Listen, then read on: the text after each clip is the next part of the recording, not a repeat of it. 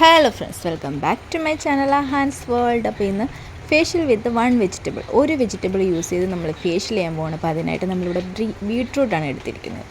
ബീട്രൂട്ടിൻ്റെ ജ്യൂസും മിൽക്കും കൂടി ആഡ് ചെയ്ത് അല്പം സോൾട്ടും കൂടി ആഡ് ചെയ്ത് നന്നായി മിക്സ് ചെയ്തിട്ട് അത് നമ്മൾ ക്ലെൻസിങ്ങിന് യൂസ് ചെയ്യാണ്. അപ്പോൾ നമ്മുടെ സ്കിന്നിന് ബീട്രൂട്ട് ആണെങ്കിലും മിൽക്കാണെങ്കിലും നമ്മുടെ സ്കിന്നിനെ എപ്പോഴും ബ്രൈറ്റൻ ചെയ്ത് നമ്മുടെ സ്കിന്നെ ക്ലെൻസ് ചെയ്യുന്നതാണ്. അപ്പോൾ നമ്മൾ സോൾട്ടും കൂടി ആഡ് ചെയ്യുമ്പോഴത്തേക്ക് നമുക്ക് ആ ഒരു ഫിനിഷിങ് ടെക്സ്ചർ. അപ്പോൾ നമ്മൾ ഫസ്റ്റ് ക്ലെൻസിങ് കഴിഞ്ഞു. ഇനി സെക്കൻഡ് സ്റ്റെപ്പ് എന്ന് പറയുന്നത് സ്ക്രബിങ് ആണ്.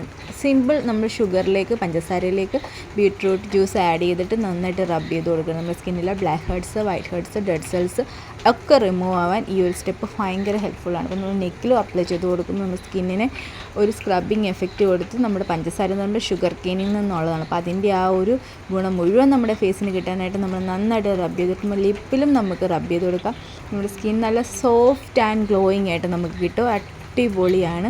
അപ്പോൾ നമ്മുടെ ഫേഷ്യലിൻ്റെ സെക്കൻഡ് സ്റ്റെപ്പായ സ്ക്രബിങ് ആണ് നമ്മൾ ചെയ്യുന്നത്. തേർഡ് സ്റ്റെപ്പായ പാക്കിലേക്ക് പോകണം. നമ്മൾ പാക്കിന് ഒരു 1 സ്പൂൺ കടലമാവ്, അത്രയും മാത്രം മതി. അത്രയും കടലമാവിലോട്ട് നമ്മൾ ബീട്രൂട്ട് ജ്യൂസ് ആഡ് ചെയ്ത് കഴിയുമ്പോൾ അടിപൊളി ഒരു കളറിലും സ്മെല്ലിലും ഇത് കിട്ടും. അപ്പോൾ നമ്മൾ ആ ഒരു പാക്കാണ് നമ്മൾ സ്കിന്നിൽ അപ്ലൈ ചെയ്ത് കൊടുക്കും. നമ്മുടെ സ്കിന്നിന് ഏറ്റവും അടിപൊളിയാണ് കടലമാവ്. നമ്മളത് അപ്ലൈ ചെയ്ത് കൊടുത്തിട്ട് പിന്നെ വാഷ് ഓഫ് ചെയ്ത് കളയണം.